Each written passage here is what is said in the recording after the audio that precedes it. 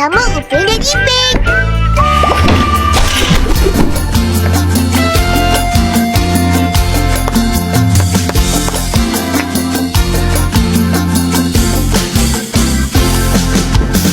Upin dan Ipin, inilah dia. Kembang seiras itu biasa. Upin dan Ipin ragam aksinya. Kau disenangi siapa jua. Upin dan Ipin, inilah dia. Kembang seiras itu biasa. Upin dan Ipin ragam aksinya. Kau disenangi siapa jua. Upin dan Ipin, inilah dia. Kembang seiras itu biasa. Upin dan Ipin ragam aksinya. Kau disenangi siapa jua. Upin dan Ipin, inilah dia. Kembang seiras itu biasa. Upin dan Ipin ragam aksinya. Kau disenangi siapa jua.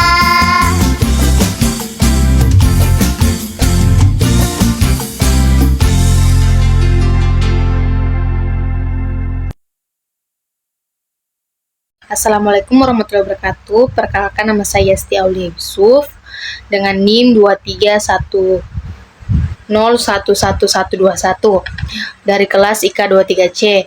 Baik, saya di sini akan mempresentasikan UTS Sistem Operasi yang diampuh oleh Bapak Muhammad Safaat SMMM. Adapun sistem algoritma penjadwalan yang saya ambil yaitu algoritma FCFS atau First Come First Serve. Algoritma FCFS adalah algoritma penjadwalan sistem yang secara otomatis mengeksekusi permintaan dan proses yang antrian sesuai urutan kedatangannya. Ini adalah algoritma penjadwalan CPU yang termudah dan paling sederhana. Dalam algoritma jenis ini, proses yang meminta CPU terlebih dahulu mendapatkan alokasi CPU. Pun cara kerja algoritma FCFS, yaitu pertama, non-preemptive, yang kedua, sederhana, dan yang ketiga, antrian FIFO, first in, first out. Nah, yang selanjutnya yaitu keuntungan atau kelebihan algoritma FCFS. Yang pertama yaitu algoritma paling sederhana dari algoritma penjadwalan yang lain. Yang kedua, mudah diprogram. Dan yang ketiga, pertama datang dan pertama dilayani. Selanjutnya yaitu kekurangan algoritma FCFS. Yang pertama, ini adalah algoritma penjadwalan CPU non-preemptive. Jadi setelah proses dialokasikan ke CPU, proses tersebut tidak akan pernah melepaskan CPU sampai selesai dieksekusi. Yang kedua yaitu rata-rata waktu tunggunya tinggi. Yang ketiga yaitu proses pendek yang berada di belakang antrian harus menuju proses panjang di depan selesai. Yang keempat, bukan teknik yang ideal untuk sistem pembagian waktu karena kesederhanaannya. FCFS tidak terlalu efisien. Nah, baik, selanjutnya yaitu rumus algoritma FCFS. Untuk current time-nya, burst time ditambah burst time selanjutnya. Hasil burst time dan ditambah burst time selanjutnya. Untuk turnaround time yaitu rumus CT dikurang AT. Waiting time rumusnya ialah TAT dikurang BT. Arrival time adalah waktu ketika proses tiba di sistem. Burst time adalah waktu yang dibutuhkan proses untuk menyelesaikan eksekusinya. CT ialah completion time, waktu ketika proses selesai dieksekusi. TAT yaitu turnaround time, total waktu proses berada dalam sistem. Waiting time ialah waktu proses menunggu dalam antrian siap. Nah, selanjutnya yaitu kita masuk ke contoh soal. Nah, contoh soalnya yaitu adapun P1-nya ialah arrival time-nya 0. P2-nya arrival time-nya 3. P3 yaitu 2. P4 yaitu 5. Adapun burst time P1 yaitu 6. P2 1. P3 3. P4 4. Nah, kita masuk ke gencarnya. Garis horizontal ini menunjukkan batang atau batang waktu untuk setiap proses dimulai dari 0, yaitu kemudian masuk ke antrian untuk P1. Berstem P1 yaitu 6.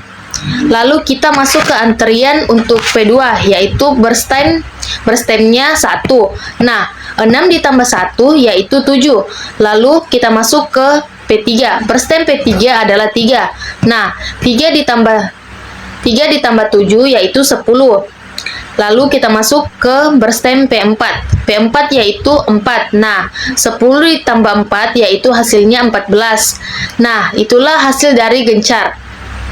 Selanjutnya yaitu kita mencari turnaround time-nya dan waiting time-nya. Nah, di tabel ini kita akan memasukkan hasil gencar tersebut ke current time. Adapun current time-nya yang tadi ialah P1 6, P2 7, P3 10 dan P4 14. Nah, di sini kita akan mencari turnaround time-nya dan waiting time-nya. Adapun rumus yang kita gunakan untuk mencari turnaround time yaitu current time dikurang arrival time. Nah, yaitu 6 dikurang 0 yaitu 6. Selanjutnya untuk P2 yaitu 7 dikurang 3 kita mendapatkan hasil 4. P3 yaitu 10 dikurang 2 hasilnya 8. 14 dikurang 5 yaitu 9. Lalu kita mencari waiting time P1. Untuk mencari waiting time ini, kita menggunakan rumus yaitu turn time dikurang burst time, yaitu 5 dikurang 6, 6, 6 dikurang 1, 4, 5. Masuk ke waiting time P2, yaitu 6 dikurang 1, yaitu 5. Lalu kita masuk ke waiting time P3, yaitu 12 dikurang 3, yaitu 8. P4 yaitu 19 dikurang 4 yaitu 9. Nah, selanjutnya kita masuk ke rata-rata TAT. Kita jumlahkan TAT yaitu 42. Nah, semua dari jumlah TAT kita bagi 5. Adapun hasilnya yaitu 8,4. Rata-rata WT yaitu jumlah keseluruhan waiting time yaitu 27. 27 dibagi 5 sama dengan 19,8. Nah, itulah tadi hasil algoritma FCFS saya. Semoga mudah dipahami. Terima kasih.